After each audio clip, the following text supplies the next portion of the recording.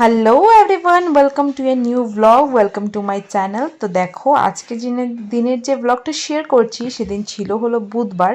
তো আমরা যেহেতু গুয়াহাটিতে গেছিলাম তোমরা জানোই, তো আজকে আমরা আবার ফিরে চলে আসবো লামডিংয়ে, মানে আমাদের বাড়িতে। তো সকাল সকাল কিন্তু আমরা উঠে গেছিলাম, আর একদম সকালের ট্রেন ছিল 6টা 20 নাগাদ। তো আমরা 5:30টার মতন আমরা বাড়ি থেকে বেরিয়ে গেছি, আর পিসিকেই জাস্ট ডেকেছিলাম।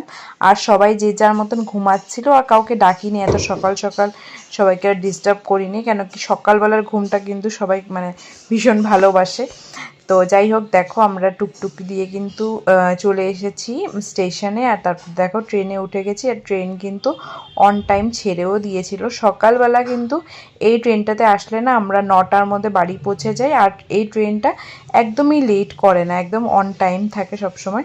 তো যার জন্য তো গরম দিনে তো কোনো প্রবলেম হয় না, কিন্তু ঠান্ডার দিনে না মানে অন্ধকার অন্ধকার থাকে। তো ঠান্ডার দিনে এই ট্রেনটাতে আসতে একটু প্রবলেম হয়, মানে ওই উঠতে আর কি।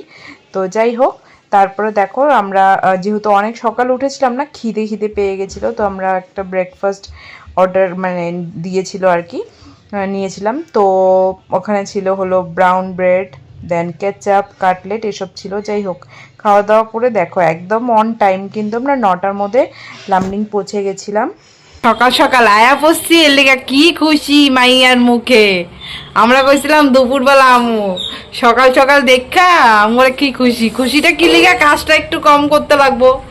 যাক বাবা, বাঁচা গেছে পূজাটা দিয়ে। আমি এখন রান্না তো করতে লাগবো না। যাই হোক, দেখি একটু মুখটা দেখি, দেখি একটু, একটু দেখি, আমার ভিউয়ার্সরা দেখতে চায়।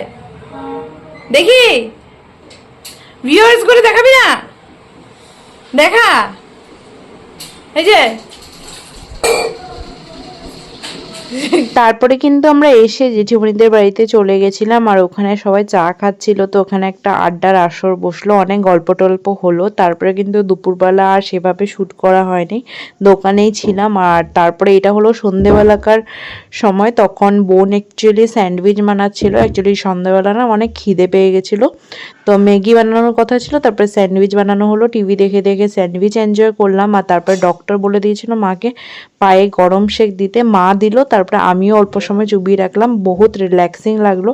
আর তারপরে জানো তো পেঁয়াজ কাটতে গিয়ে হাত কিভাবে কেটে গেল, এত রক্ত বেরোলো কি বলবো। কিছুদিন আগে না হাত ফাত কাটলে রক্তই বেরোতো না। যাই হোক, তারপরে কিন্তু মানে কি কাটছিলাম জানি, হ্যাঁ পেঁয়াজ কাটছিলাম। পেঁয়াজটা মানে কি ভেবে ভেবে কাটছিলাম, আই থিঙ্ক অনেকেরই এরকম অনেক সময়